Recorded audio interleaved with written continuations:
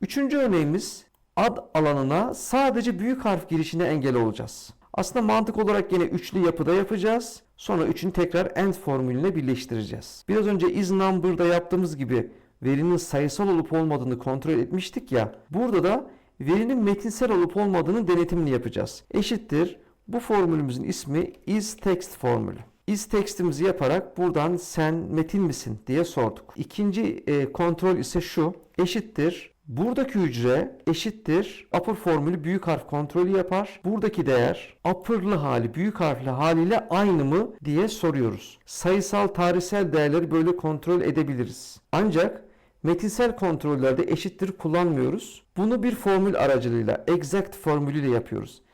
Delete'de siliyorum. Formülümüzün ismi exact diyorum. Ve burada aynı işlevi tekrar yapıyorum. Ama formül aracılığıyla. Birinci kontrolüm neydi? Buradaki hücre neyle eşitti? Büyük harfli olan upper formülünü kullanıyorum. Yine buradaki değer upper'lı olan, büyük harfli olan buradaki değerle eşit mi? Parantezimi kapatıyorum. Evet, formülümüz ikisi. Deneyelim.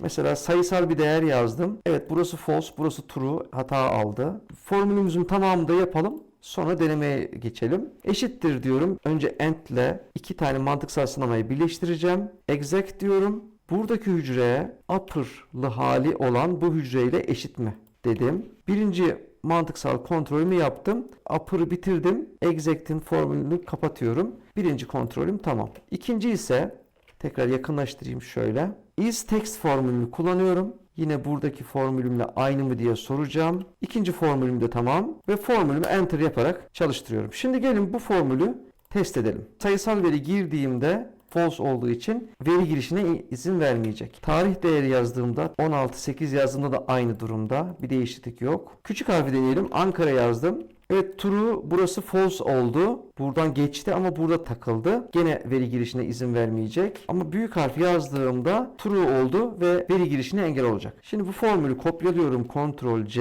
Burayı seçiyorum. Data sekmesinden data validation diyorum. Custom dedikten sonra buraya yapıştırıyorum formülümü. Tamam'a bastım. Tekrar bakalım. Sayısal değer girişine engel oldu. Tabii ki aynı şekilde tarih verisine de engel olacak. Küçük harf yazalım. Evet, orada da küçük harf izin vermedi ama büyük harf yazdığımda veri girişine engel oldu. Umarım bu üç örnekle formül mantığı oturmuştur. Temel veri doğrulama formülünü kullanmak yerine formüller aracılığıyla yapacağınız işlemleri daha profesyonel, daha kontrollü hale getirebilirsiniz. Bir sonraki eğitimde görüşmek üzere.